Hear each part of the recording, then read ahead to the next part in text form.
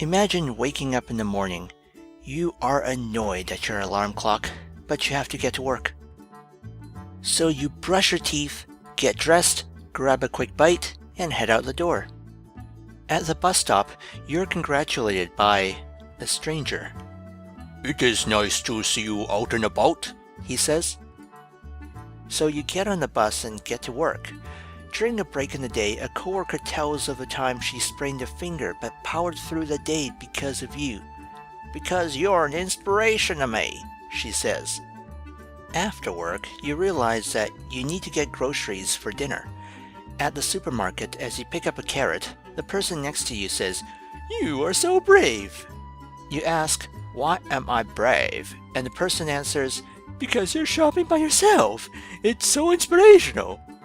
This is a kind of world that inspiration porn helps create. So what is inspiration porn? To put it simply, inspiration porn is a term that describes how people with disabilities are seen as sources for inspiration for doing everyday things. People without disabilities often use inspiration porn to put their everyday challenges into perspective. The idea is that if someone with a disability can do something, then they can too. You've probably seen examples of this, like in internet memes where someone with a disability is accomplishing something with a caption, "The only disability in life is a bad attitude." Inspiration porn makes people feel good, but thinking about disability in this way comes at a cost. The biggest issue is that it reduces people with disabilities to simple stereotypes. It paints them as incapable of living everyday lives, and when they do, it's seen as an unusual accomplishment. It creates a situation where people with disabilities are forever seen as different or apart from society instead of being part of it. It also shows how society has lowered expectations for people with disabilities.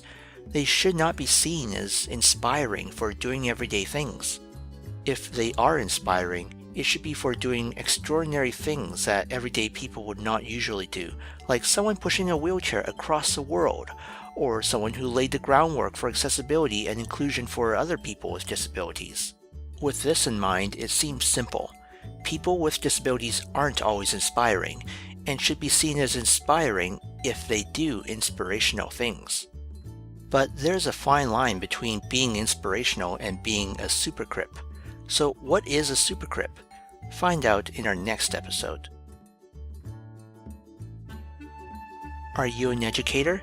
Download this lesson at spectrumability.com. Spectrum Ability is made possible through your support. Please spread the word and help make the world understand disability better. If you want to help us keep making these episodes, you can also make a donation through Patreon. For as little as $1 per video, you can make this show possible for everyone. Please go to patreon.com/spectrumability for more. Thank you again, and don't forget to subscribe if you haven't already.